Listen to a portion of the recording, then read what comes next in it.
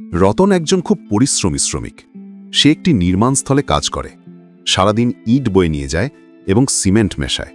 সে তার কাজে খুবই দক্ষ। একদিন ফোরম্যান জনাব রহমান একটি নতুন চকচকে মেশিন নিয়ে এলেন। এটি একটি নতুন ধরনের মিক্সার, যা 10 জন লোকের কাজ করতে পারে।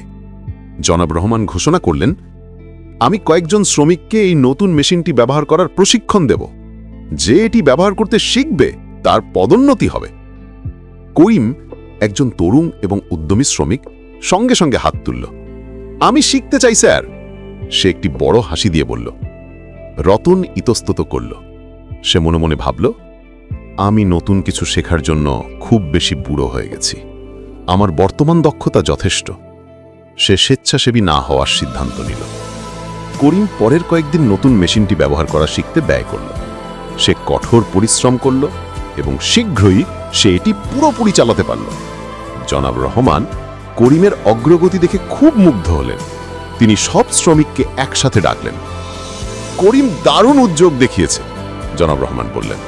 সে এখন আমাদের নতুন সুপারভাইজার। রতন দূর থেকে দেখছিল। অনুশোচনার একটি বেদনা তাকে আঘাত করল। সে বুঝতে পারল যে তার ভয়ের কারণে সে একটি দারুণ সুযোগ হারিয়েছে। রতন তখনই সিদ্ধান্ত নিল যে সে আর কখনো কোনো সুযোগ হাতছাড়া করবে না। সে জনাব রহমানের কাছে হেঁটে গেল এবং জিজ্ঞেস করল, স্যার, আমার যোগ দেওয়ার মতো আর কোনো প্রশিক্ষণ কর্মসূচি আছে কি? যদি তুমিও বিশ্বাস করো যে সুযোগ এলে তা হাতছাড়া করা নয়, কাজে লাগানোই বুদ্ধিমানের কাজ, তাহলে এখনই লাইক, কমেন্ট আর সাবস্ক্রাইব করে দাও।